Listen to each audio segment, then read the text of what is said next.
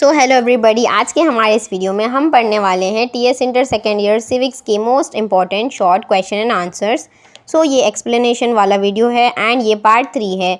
सो मैंने already part 1 and part 2 को upload कर रखा है, सो आप उस वीडियोस को जाकर चेकआउट कर सकते हैं। सो इस वीडियो में हम 21 से लेकर 28 तक सारे क्वेश्चन एंड आंसर्स को समझने वाले हैं इन डिटेल्स। सो मैं अपने इस चैनल पर economics, commerce, accounts and civics के बहुत सारे important previous year question papers, important वाले एक्सप्लेनेशंस एंड इंपॉर्टेंट क्वेश्चंस के वीडियोस लाती रहती हूँ। सो अगर आपको वो देखना है तो आप इस चैनल पर जाकर सब्सक्राइब कर सकते हैं एंड आप वहाँ से देख सकते हैं, बिकॉज मैं इस सभी वीडियोज़ को जो है बहुत हार्डवर्क के साथ बनाती हूँ एंड ये बहुत ज़्यादा आपके लिए इन्फॉर्मेटिव है एंड हेल्पफुल है, तो आप इन वीडियोज़ को देख सकते हैं। So if you are new to the channel you can hit the subscribe button.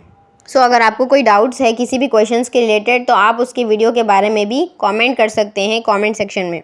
Explain about central election commission. So हम जानते हैं सेंट्रल इलेक्शन कमीशन जो है वो बहुत ज़्यादा इंपॉर्टेंट रोल प्ले करती है हमारी कंट्री में, बिकॉज इन लोगों का काम होता है इलेक्शंस को कंडक्ट करवाना इंडिया में। सो हम यहाँ देख सकते हैं the election commission in India is an independent body, यानी कि ये एक इंडिपेंडेंट बॉडी है, ये किसी के ऊपर डिपेंडेंट नहीं है। इसके बहुत सारे पावर्स है कि ये लोग मॉनिटर करते हैं, कंट्रोल करते हैं, सभी जो इलेक्शंस हो रहे हैं कंट्री में उसके ऊपर नज़र रखते हैं। सो बेसिकली इंडिया में जो है सेंट्रल इलेक्शन कमीशन है उसके अंदर एक चीफ इलेक्शन कमिश्नर होते हैं एंड 2 अदर इलेक्शन कमिश्नर्स होते हैं। तो इनके बहुत सारे इंपॉर्टेंट पावर्स एंड फंक्शंस हैं यहाँ पर दिए गए हैं। The central election commission recognises different political parties in India, यानी कि हमारे इंडिया में बहुत सारी पॉलिटिकल पार्टीज़ है तो वो सेंट्रल इलेक्शन कमीशन इनको रिकॉग्नाइज करती है और इनको एक इलेक्टोरल सिंबल देती है, अलॉट करती है। It prepares the electoral rolls, यानी कि जब इलेक्शंस कंडक्ट किए जाते हैं उस टाइम पर इलेक्टोरल रोल्स को प्रिपेयर करने की रिस्पॉन्सिबिलिटी इलेक्शंस कंडक्ट करने के टाइम इनकी होती है, सेंट्रल इलेक्शन कमीशन की होती है। और ये लोग जो है इलेक्शन शेड्यूल्स को डिसाइड करते हैं, यानी कि कब इलेक्शंस होने चाहिए, किस टाइम पर होने चाहिए, किस डेट पर होने चाहिए, वो सब चीज़ों को ये लोग नोटिफाई करते हैं। ये लोग जो है model of code of conduct को प्रिपेयर करते हैं फॉर पॉलिटिकल पार्टीज़, यानी कि ये जो सेंट्रल इलेक्शन कमीशन है उनका कुछ काम होता है कि वो लोग जो है एक प्रोसीजर बनाते हैं, एक कोड ऑफ कंडक्ट बनाते हैं, यानी कि वो पॉलिटिकल पार्टीज़ को इनकी बात सुननी होती है। अगर वो इनकी बात नहीं सुनते हैं तो उनको पॉलिटिक्स में से हटा दिया जाता है from elections. So it supervises the machinery of elections, यानी कि जो भी इलेक्ट्रॉनिक मशीन्स होते हैं जैसे कि जो ईवीएम्स होते हैं उन सभी को सुपरवाइज़ करना, उन सभी चीज़ों को देखना इलेक्शंस के टाइम पर, ये इनका काम होता है। और ये लोग जो है सेंट्रल इलेक्शन कमीशन जो है वो जनरल इलेक्शंस कंडक्ट करती हैं, by elections for Lok Sabha, Rajya Sabha and जो स्टेट लेजिस्लेटिव असेंबली है एंड स्टेट लेजिस्लेटिव काउंसिल है उसके अंदर जो इलेक्शंस होते हैं वो सभी चीज़ों को सेंट्रल इलेक्शन कमीशन जो है देखता है, उसके ऊपर नज़र रखता है एंड उन सभी को कंडक्ट कराने का काम इनका होता है। ये लोग अपॉइंट करते हैं इलेक्शन पर्सनल को, जैसे कि जो ऑब्जर्वर्स होते हैं, रिटर्निंग ऑफिसर्स होते हैं, पोलिंग ऑफिशियल्स होते हैं, यानी कि जब भी इलेक्शंस होते हैं कंट्री में तो उसको देखा जाता है कि वो फ्री एंड फेयरली हो, यानी कि लोग किसी भी परेशानी में या किसी भी दबाव में आकर ना करें, हर इंसान के पास अपना फ्रीडम ऑफ वोट हो, सब इंसान अपनी मर्जी से वोट कर सकें। ये सभी चीज़ें सेंट्रल इलेक्शन कमीशन देखता है एंड इसके वास्ते बहुत सारे लोगों को अपॉइंट किया जाता है ताकि वो लोग जो है सभी लोगों पर नज़र रख सकें। Define corruption and define it's forms, यानी कि जो करप्शन है उसका मतलब यहाँ पर पूछा जा रहा है एंड उसके फॉर्म्स क्या है। सो जो वर्ल्ड बैंक है उसने डिफ़ाइन किया है कि करप्शन एक ऐसी चीज़ है जब जो पब्लिक ऑफिस की चीज़ें होती हैं, यानी कि पब्लिक के लिए जो पब्लिक के कामों के लिए जो अमाउंट होता है उसको अपने प्राइवेट प्रॉफिट के लिए यूज़ करना, इसको करप्शन कहा जाता है। सो करप्शन जो है उसका बहुत ज़्यादा इंपॉर्टेंट और यानी कि इसका बहुत बुरा और एक एडवर्स इम्पैक्ट पड़ता है मॉरल वैल्यूज़ पर, एडमिनिस्ट्रेशन एंड इकोनॉमी के, यानी कि जब भी कंट्री में करप्शन होता है तो उसकी वजह से कंट्री के अंदर बहुत ज़्यादा परेशानियाँ आती है, लॉसेस आते हैं, उसका बहुत बुरा असर पड़ता है कंट्री की इकोनॉमी पे और एडमिनिस्ट्रेशन के वैल्यूज़ पर, और इसकी वजह से जो है सिस्टम के ऊपर से भरोसा उठ जाता है। सो करप्शन सिर्फ एक ही तरह का नहीं है, इसमें बहुत सारे टाइप्स होते हैं, बहुत सारे फॉर्म्स होते हैं। तो यहाँ पर वेरियस टाइप्स ऑफ करप्शन है जिसको अलग अलग वर्ड से हम कैरेक्टराइज करते हैं, जैसे bribery, extortion, embezzlement, favouritism, nepotism, undue influence etcetera. So ये अलग अलग टाइप के जो है करप्शंस हैं एंड इसके अलग अलग मीनिंग्स है। सो आप इसको गूगल करके चेक कर सकते हैं। The prevention of corruption act, so हमारे कंट्री में प्रिवेंशन ऑफ करप्शन एक्ट है, यानी कि अगर कोई भी करप्शन करते हैं तब ये लॉ बनाया गया है 1988 में और ये डिक्लेयर कर दिया है कि अगर कोई भी एक्ट ऑफ ब्राइबरी करते हैं, मिस अप्रोप्रिएशन करते हैं या फिर किसी से भी पेक्यूनरी एडवांटेजेस लेने की कोशिश करते हैं या फिर जो ऑफिशियल पोजीशन है उसको डिग्रेड करते हैं, या फिर अगर कोई भी एसेट को होल्ड करते हैं डिसप्रपोर्शनेटली, यानी कि जो इलीगली किसी भी चीज़ को होल्ड करते हैं, जो इनकम सोर्सेज को होल्ड करते हैं, वो सभी चीज़ें करप्शन के अंडर आती है और इसको पनिशेबल होता है अंडर लॉ। सो कॉन्स्टिट्यूशन के अंडर ये बहुत बड़ा क्राइम है, और जो भी पब्लिक सर्विस में काम करने वाले लोग होते हैं, अगर वो इन सभी चीज़ों में अगर वो पकड़े जाते हैं तो वो पनिशेबल है अंडर लॉ। रिसेंटली हमारे इंडिया में एक और तरह का करप्शन का फॉर्म जो है वो उसके बारे में पता चला है, जिसको कहते हैं क्विड प्रो क्वो करप्शन। सो इसका मीनिंग ये है कि लोग एक तरह का इस तरह से काम करते हैं कि वो एक फ़ायदा देते हैं और दूसरा फ़ायदा लेते हैं, यानी कि जो भी लीडर्स होते हैं या फिर जो लोग क्राइम ये करते हैं करप्शन का, उसमें हाई रैंकिंग ऑफिशियल्स को पकड़ा गया है। एंड इसमें लोग ऐसे डिसीजंस लेते हैं जिसके अंदर दूसरे लोगों का फेवर होता है और उनसे इनका भी फ़ायदा होता है। सो हाई बिजनेस प्रोफाइल के जो बिजनेसमैन हैं उनका भी फ़ायदा होता है एंड इस तरह के लीडर्स का भी फ़ायदा होता है। Describe various anti corruption laws in India. So हमारे इंडिया में करप्शन को रोकने के लिए इंडियन गवर्नमेंट ने बहुत सारे एंटी करप्शन लॉज को इंट्रोड्यूस किया था, और ये बहुत अच्छा एक स्टेप लिया गया था करप्शन को रोकने के लिए at various levels. So prevention of corruption act 2018 को पास किया गया था, और ये एक अमेंडमेंट था। हमारे पास पहले प्रिवेंशन ऑफ करप्शन एक्ट 1988 था, उसके बाद ये लाया गया था। इसका मेन मोटिव जो था वो ये था कि जो लोग हैं काम कर रहे हैं, पब्लिक के जो सर्वेंट्स हैं, पब्लिक के जो जॉब्स पे है ऑफिशियल्स हैं, उन लोगों को रोकना फ्रॉम एक्सेप्टिंग या सॉलिसिटिंग इलीगल ग्रेटिफिकेशंस, यानी कि कोई भी लोग इस तरह से इलीगली पैसों को ना लें और अच्छे से हॉनेस्टी के साथ अपने काम को लोग परफॉर्म करें। इसके लिए वो ऑफिशियल फंक्शंस को अच्छे से परफॉर्म करें, इस चीज़ के लिए इस लॉ को बनाया गया था। और अगर किसी भी ऑफिशियल पे एलिगेशन लगता है और अगर वो प्रूव हो जाता है तो वो इंसान को जो है पनिश किया जाता है। और इसके साथ साथ जो पर्सन्स इसके अंदर ब्राइब देते हैं या फिर जो इंटरमीडिएट पर्सन्स होते हैं, यानी कि अगर लोग मिलकर करप्शन दे रहे हो एक दूसरे को, और अगर जो देते हैं वो लोग भी इसके अंदर रिस्पॉन्सिबल है और उनको भी इसके अंदर पनिश किया जाता है under this act. Indian penal code जो है IPC है, उसके अंदर भी बहुत सारे ऐसे सेक्शंस दिए गए हैं जिसके अंदर क्रिमिनल पनिशमेंट होती है अगर कोई भी पब्लिक सर्वेंट जो है इंडल्ज हो जाते हैं करप्ट प्रैक्टिसेस में। तब prevention of money laundering act 2002, सो ये भी बहुत इंपॉर्टेंट और एक अच्छा वाला एक्ट है। और राइट टू इन्फॉर्मेशन एक्ट 2005, सो ये दो केसेस दो एक्ट है जो बहुत ज़्यादा इंपॉर्टेंट है, और इसकी मदद से जो है जो करप्शन के केसेस है उसको फाइल करने में, उसको लड़ने में आसानी होती है।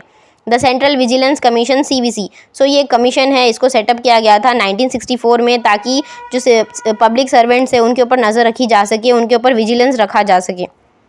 Explain any 3 organs of United Nations. So हम जानते हैं यूनाइटेड नेशंस जो है उसको एस्टैब्लिश किया गया था ताकि कंट्रीज़ के बीच में वॉर्स को कंट्रोल किया जा सके और सभी कंट्रीज़ मिलजुल कर पीस एंड हार्मोनी के साथ रह सकें। सो इसके इंपॉर्टेंट 3 ऑर्गन्स है, जैसे कि general assembly, security council and economic and social council. So जो जनरल असेंबली है वो बहुत ज़्यादा इंपॉर्टेंट रोल प्ले करती है। जनरल असेंबली एक प्रिंसिपल यानी कि सबसे बड़ी वाली and legislative and deliberative organ है यूनाइटेड नेशंस की। सो इंपॉर्टेंट ऑर्गन जो हम कह सकते हैं इसी को कहते हैं, और इसके अंदर बहुत सारे इंपॉर्टेंट चीज़ें होती हैं, इंपॉर्टेंट फैसले होते हैं। सो इसके अंदर करंटली जो है 193 मेंबर स्टेट्स हैं, और इसके जो जनरल असेंबली के हेड है वो सेक्रेटरी जो है वो एंटोनियो गुटेरेस है। एंड जो 193 मेंबर कंट्रीज़ है वो सारे मिलकर जो है इसके अंदर डिस्कशंस करते हैं, इन्वेस्टिगेशंस करते हैं, रिव्यू करते हैं, सुपरवाइज करते हैं, रेकमेंड करते हैं एंड क्रिटिसाइज करते हैं कोई भी बातों को, कोई भी चीज़ों को। अगर कोई भी ऐसा इशू है जिसकी वजह से कंट्रीज़ के बीच में वॉर होने के चांसेस है तो उसको रोकने के लिए ये लोग डिस्कशंस करते हैं, और ये जो है ओवरऑल UNO की जो वर्किंग है उसको देखते रहते हैं। सिक्योरिटी काउंसिल बहुत इंपॉर्टेंट है, और इसके अंदर भी बहुत सारी इंपॉर्टेंट चीज़ें होती है, और ये एक एग्जीक्यूटिव ऑर्गन है UNO की। और इसके अंदर जो हम देख सकते हैं इसमें 15 मेंबर कंट्रीज़ होती हैं, 15 कंट्रीज़ मिलकर ये इसके अंदर होती हैं। एंड 5 मेंबर्स जो है उनके पास बिग पावर्स है, उनके पास वीटो पावर्स है। 5 कंट्रीज़ के पास उन लोगों के पास एक परमानेंट स्टेटस होता है और एक वीटो पावर होता है। सिक्योरिटी काउंसिल एक इंपॉर्टेंट रोल प्ले करती है, और वो इंटरनेशनल पीस एंड सिक्योरिटी को मेंटेन करने में बहुत ज़्यादा इंपॉर्टेंट है। इकोनॉमिक एंड सोशल काउंसिल जो है इसके अंदर 54 मेंबर कंट्रीज़ है, और ये लोग जो है रिकमेंडेशंस लाते रहते हैं on international economic and social issues, यानी कि जो भी सोशल या फिर इकोनॉमिक इश्यूज़ है, जो पैसों के इश्यूज़ है, या फिर अगर कंट्री में कोई सोशल इश्यूज़ चल रहे हैं किसी वुमेन के रिलेटेड या फिर कोई चिल्ड्रंस के रिलेटेड, इस तरह के कोई इश्यूज़ है, फैमिली इश्यूज़, तो उन तरह के इश्यूज़ के ऊपर डिस्कशंस करना, उसको कुछ अच्छा करना, उसमें ये इनका काम होता है। और ये लोग जो है ह्यूमन राइट्स एंड फ्रीडम को प्रमोट करने में बहुत इंपॉर्टेंट रोल प्ले करते हैं।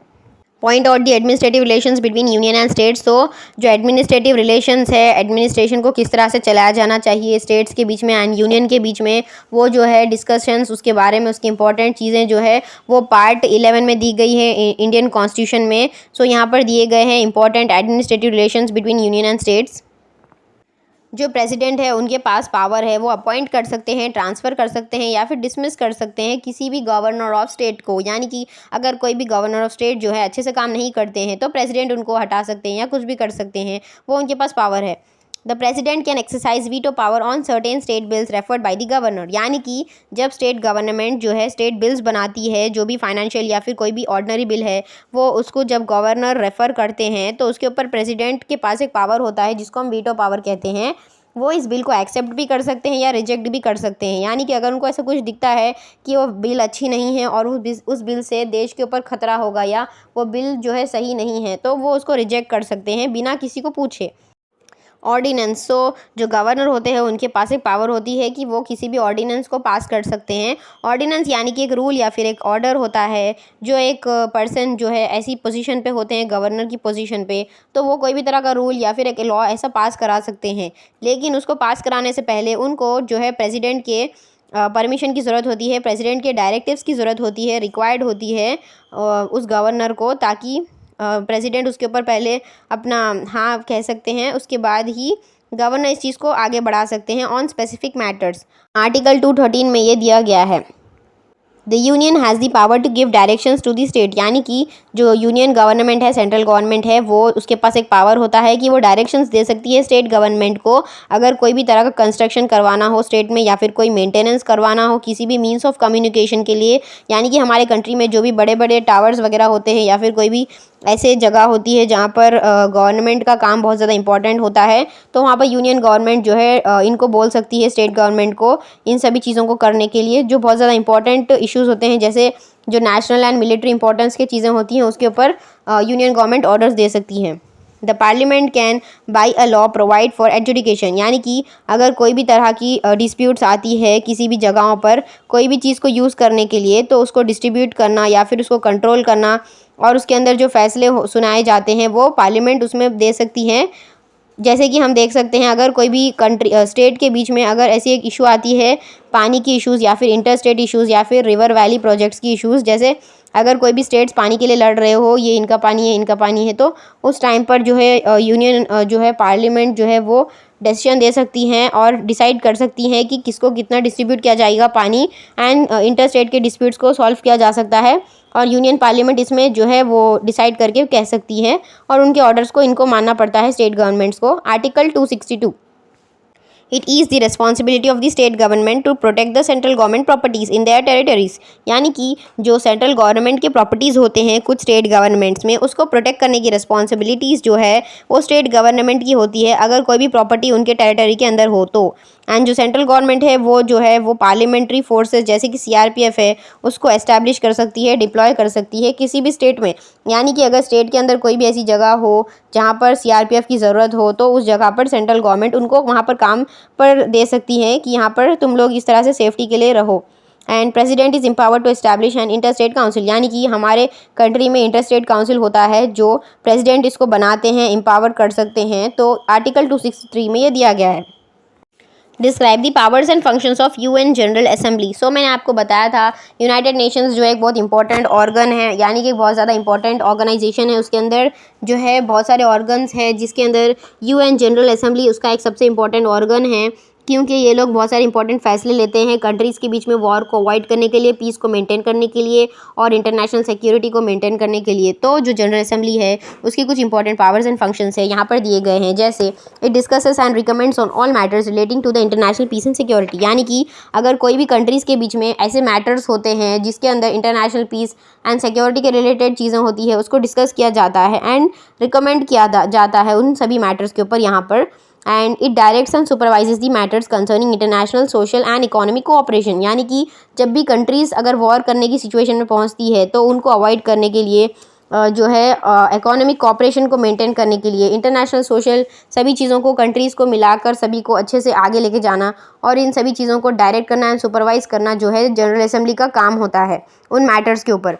It considers the reports and information on the administration of non self governing authorities territories. So जो भी ऐसे टेरिटरीज़ होते हैं जहाँ पर नॉन सेल्फ गवर्निंग है, यानी कि जिस पर किसी का भी कंट्रोल नहीं है, उस जगह पर वहाँ पर रिपोर्ट्स को पहुँचाना, वहाँ की इन्फॉर्मेशन लेना और वहाँ पर एडमिनिस्ट्रेशन करना, ये काम जो है यूएन जनरल असेंबली का है। जैसे कुछ आइलैंड्स होते हैं, वहाँ पर किसी की भी गवर्नमेंट नहीं होती है, तो वहाँ पर उन जगहों पर यूएन जनरल असेंबली ध्यान देती है उन जगहों पर।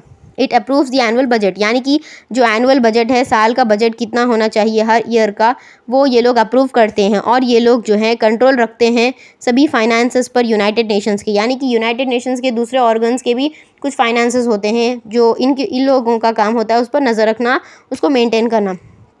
ये लोग जो है 10 मेंबर्स को इलेक्ट करते हैं, यानी कि 10 कंट्रीज़ जो होती हैं नॉन परमानेंट मेंबर्स होते हैं, यानी कि ये लोग परमानेंट नहीं होती है कंट्रीज़ सिक्योरिटी काउंसिल में। जैसे मैंने आपको बताया था 5 कंट्रीज़ के पास वीटो पावर है, लेकिन 10 कंट्रीज़ के पास वीटो पावर नहीं है। वो लोग टाइम के साथ इलेक्ट होकर आते हैं वहाँ पर, तो उनको इलेक्ट करना जो है यूएन जनरल असेंबली का काम है। एंड जो 15 जजेस होते हैं इंटरनेशनल कोर्ट ऑफ जस्टिस में जो होते हैं, एंड जो 54 मेंबर्स होते हैं इकोनॉमिक एंड सोशल काउंसिल में, जो दूसरे ऑर्गन्स है यूनाइटेड नेशंस के, इनके अंदर जो मेंबर्स है इनको इलेक्ट करना भी यूएन जनरल असेंबली का काम है।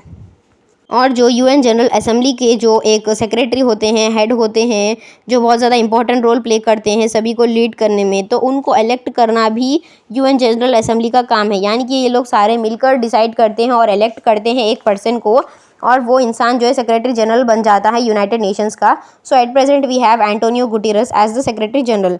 एंड ये लोगों का काम होता है इंटरनेशनल जो कन्वेंशंस होते हैं उसको अडॉप्ट करना। एंड ये लोग स्टेप्स लेते हैं ताकि ये जो स्टेट्स है उसको या तो सस्पेंड करे या फिर एक्सपेल करे, या फिर उनको, यानी कि जो दूसरे कंट्रीज़ होते हैं, स्टेट्स होते हैं, मेंबर स्टेट्स कहे जाते हैं वो लोग, उनको इसके अंदर यूएन में रखा जाता है। लेकिन अगर वो सही से अच्छे से पेश नहीं आ रहे हैं और अगर वो यूएन जनरल असेंबली की बात नहीं सुन रहे हैं तो उनको निकाल दिया जाता है, एक्सपेल किया जाता है। तो ये सभी चीज़ें करना भी यूएन जनरल असेंबली का काम है। Explain the provisions of gentlemen's agreement. So हम जानते हैं जेंटलमैन्स अग्रीमेंट एक इंपॉर्टेंट चीज़ है, एक इंपॉर्टेंट एग्रीमेंट है, बिकॉज ये साइन की गई थी between the Telangana and Andhra leaders. यानी कि हमारा तेलंगाना जो है अलग नहीं हुआ था आंध्रा से, हम जानते हैं।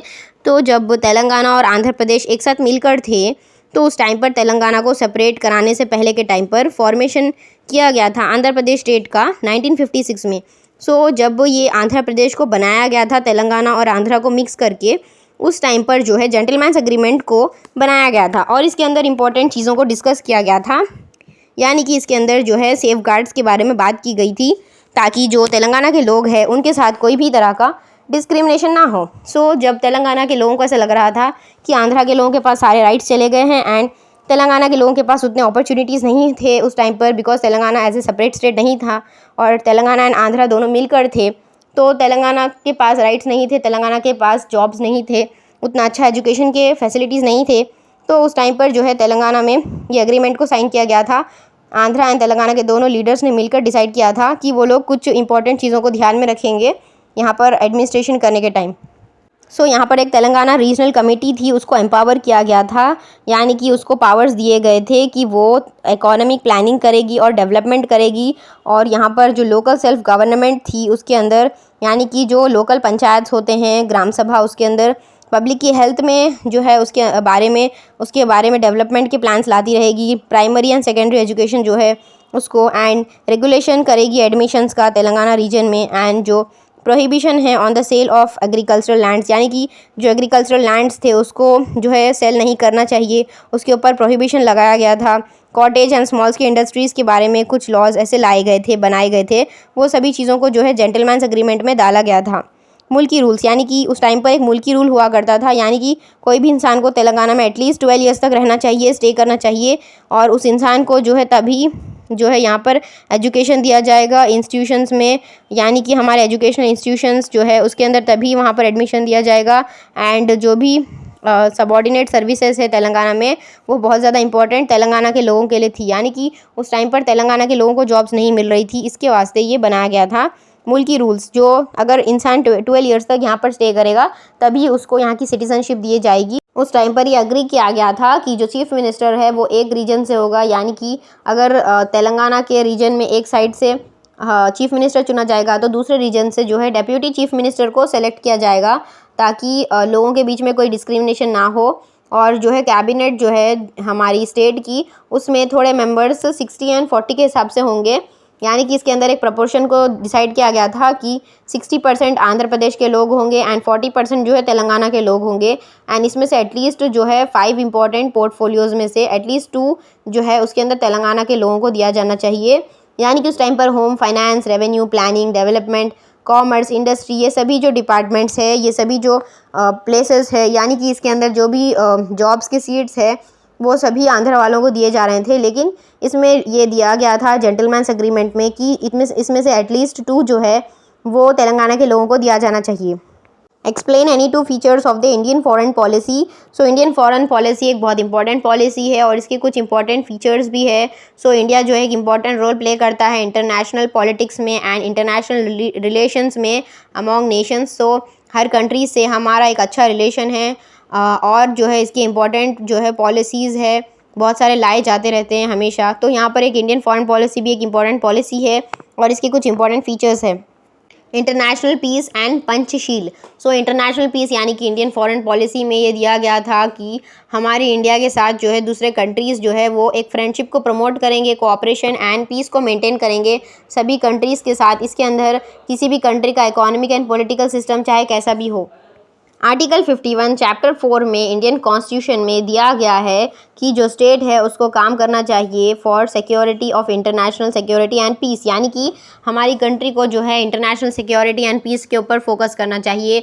और इंडिया बिलीव करता है कि वॉर एक बुरी चीज़ है बिटवीन द सुपर पावर्स और इसकी वजह से जो है डिस्ट्रक्शन होगा मैनकाइंड का। पंचशील यानी कि ये एक इम्पॉर्टेंट चीज़ है, एक इम्पॉर्टेंट फीचर है इंडियन फॉरेन पॉलिसी का। जब हमने इंडियन फॉरेन पॉलिसी को बनाया था उस टाइम पर पंचशील को अडॉप्ट किया गया था इन द ईयर 1954। सो ये एक अग्रीमेंट थी चाइना के साथ। तो इसका ये मतलब है 5 प्रिंसिपल्स, यानी कि पंचशील यानी कि 5 ऐसे प्रिंसिपल्स ऑफ कंडक्ट यहाँ दिए गए हैं। Mutual respect for territorial integrity and sovereignty, यानी कि जो भी टेरिटोरीज़ है हमारी इंडिया एंड चाइना के बॉर्डर्स है उसके अंदर एक म्यूचुअल रेस्पेक्ट होनी चाहिए, यानी कि चाइना हम पर अटैक नहीं करेगा एंड हम उन पर अटैक नहीं करेंगे। टेरिटोरियल इंटीग्रिटी होगी एंड सॉवरेनिटी होगी। नॉन एग्रेशन यानी कि हम एक दूसरे के ऊपर हमला नहीं करेंगे, एग्रेसिवनेस नहीं दिखाएंगे। Non interference in internal affairs of other states, यानी कि हम एक दूसरे के जो इंटरनल अफेयर्स है उसके अंदर इंटरफियर नहीं करेंगे। इक्वालिटी एंड म्यूचुअल बेनिफिट्स, यानी कि हम इक्वली चलेंगे एंड म्यूचुअल बेनिफिट्स एक दूसरे को देते रहेंगे। पीस एंड कोएग्जिस्टेंस, यानी कि हम सभी लोग मिलकर रहेंगे चाइना एंड इंडिया। सो यहाँ तक हमारे सारे शॉर्ट क्वेश्चन आंसर्स कंप्लीट हो चुके हैं। ये बहुत ज़्यादा इंपॉर्टेंट है आपके आईपी एग्जाम्स के लिए एंड हमारे नेक्स्ट वीडियोज़ में हम लॉन्ग क्वेश्चन कवर करेंगे। So stay tuned.